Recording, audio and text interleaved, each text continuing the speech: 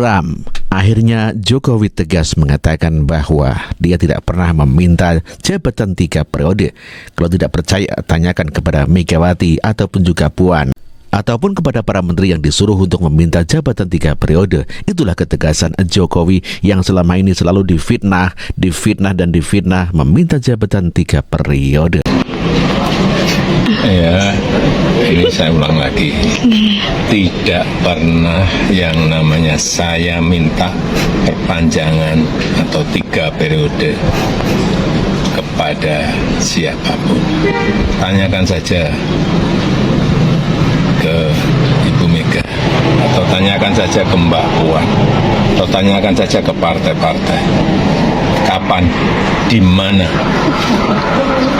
atau siapa yang saya utus? Enggak pernah ada. Ya, jangan menjadi framing jahat seperti itu. Enggak baik.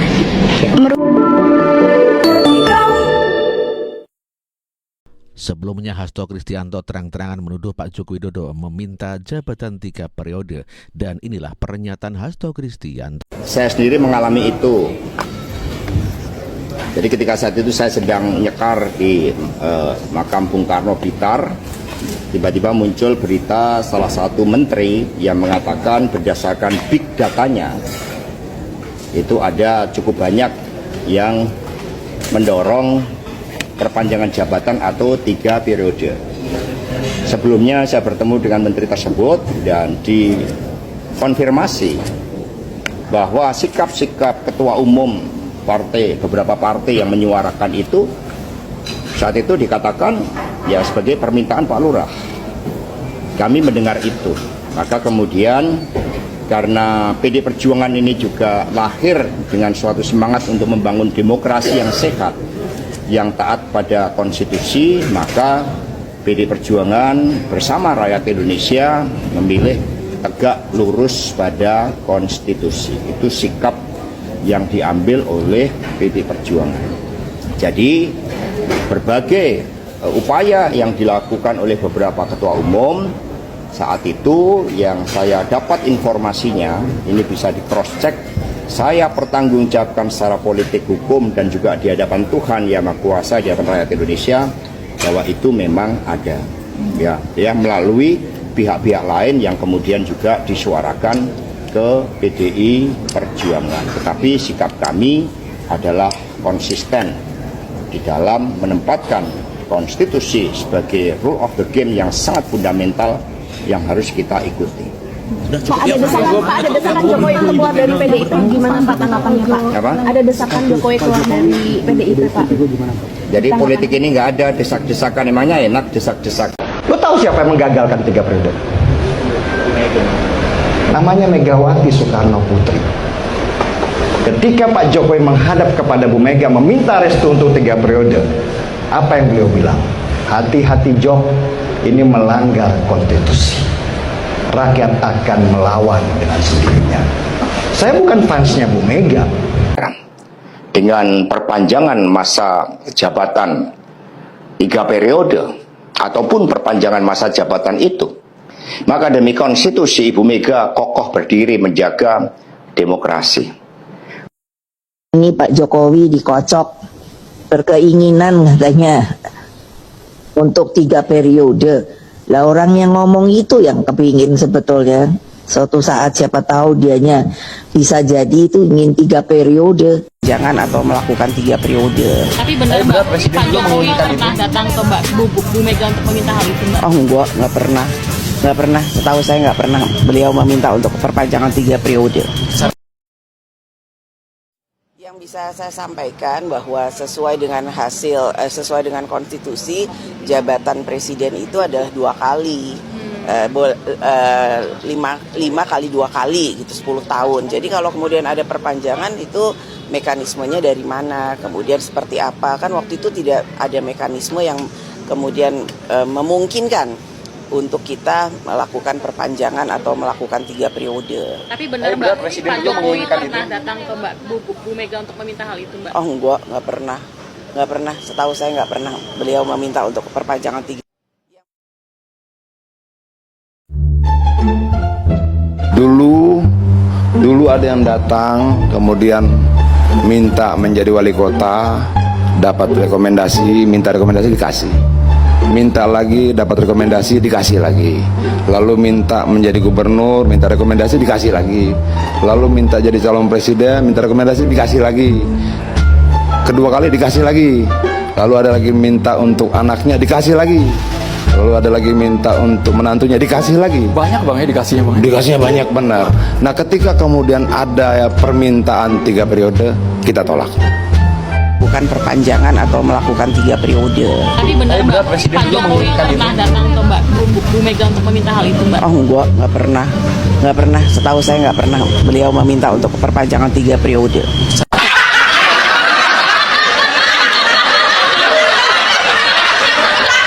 Sudah saya katakan, saya tuh kagetnya sejak tahun 2022, terus terang. Kita dulu kan pendukung setianya gitu ya. Tapi 2022 tuh sejak sudah mulai muncul gerakan-gerakan, ya tidak Pak Jokowi langsung, tapi dia membiarkan gerakan beberapa menteri, orang-orang DPR untuk mengubah periode jadi 3 periode gitu kan. Kalau udah datang ke saya di lobby juga itu, gampang Pak itu. Apa? Undang-undang dasar diubah, gimana caranya?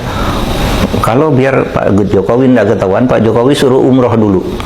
Oh, jadi termasuk Prof Mahfud di lobby nih? Oh iya. Oke, siapa itu yang melobi? Oh, nantilah. Nanti harus ditulis 10 tahun yang akan datang. Buku putih ya, Prof? Ya, buku putih nanti, jangan sekarang. Masih ada, orang-orangnya masih hafal di sini semua.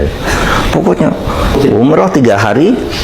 Nanti kita sidang MPR dari pasal yang menyatakan presiden hanya dipilih 2 periode itu diubah. Pagi dibuat panitia kerja, siang diplenokan, sore disahkan, besok presiden sudah bisa langsung perpanjang jabatannya. Sesimpel itu ya? Oh iya, itu kalau main-mainkan konstitusi, kalau orang nakal kan tinggal dukungan suaranya berapa? 1/3 mengusulkan, 2/3 setuju, di voting dari 3/4 hadir, dari 3/4 itu di voting 50% setuju udah selesai. Bisa sehari. Kalau orang nakal ya. Makanya moral hukum itu penting, bukan hanya prosedur hukum. Moral hukum itu penting. Paling penting ya. Nah, sejak itu Pak Abraham, saya itu mulai curiga. Lalu ada upaya perpanjangan lagi. Udahlah kalau tidak bisa 1 periode, tambah 2 tahun aja, kan COVID-nya 2 tahun. Tadi itu bisa dengan ketetapan MPR dan macam-macam. Saya bilang nggak bisa, apalagi Bu Mega keras kan. Beberapa partai keras waktu itu, Bu Mega yang paling keras. Pokoknya menolak perpanjangan, menolak apa gitu kan. Ya saya termasuk di barisan ini nggak bisa. Lupa Mahfud kan enak, bisa langsung perpanjangan jabatan menteri. Iya kan? Diiming-imingin ya? Diiming-imingi, meskipun itu belum tentu juga. Tapi iming-iming itu kan menarik kalau bagi orang yang ingin haus kekuasaan. Iya. Pak Mahfud enak, diperpanjang langsung jadi menterinya 10 tahun atau 2 tahun lagi gitu. Iya kan? Menko Polhukam apa? Oh, saya bilang bukan itu masalahnya, ini masalah konstitusi, Bung. Saya bilang masalah konstitusi, tidak boleh begitu. Gitu. Nah, yang begitu-gitu. Nah, sehingga kalau dikatakan gimana menurut Pak Mahfud demokrasi, sekarang ini banyak demokrasi itu mau ditelikung dengan konstitusi. Tentu orang banyak yang marah saya mengatakan begitu. Pak Mahfud dulu kan Menko, kenapa diem aja? Saya tidak diem waktu Menko, saya bergerak dengan cara saya. Oleh sebab itu saya ikut menggagalkan upaya itu. Iya kan? Iya dong, saya ikut menggagal, termasuk partai apa yang tiba-tiba menang di pengadilan mau menunda pemilu. Itu kan mau memperpanjang jabatan. Isinya itu, keputusannya itu, tahapan pemilu harus diulangi dari awal. Iya kan, ingat kan? Di bulan April tahun 2023. Coba.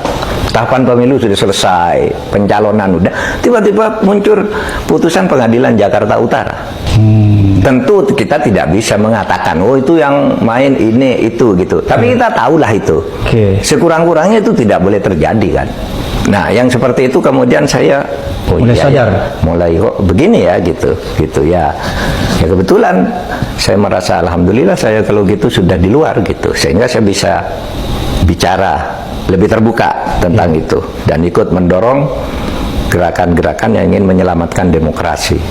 Oke, Prof Mahfud, apa yang paling urgent yang Prof Mahfud mau sampaikan ini berkaitan dengan pengalaman buruk kita ya menerima demokrasi yang begitu hancur di era rejim Jokowi.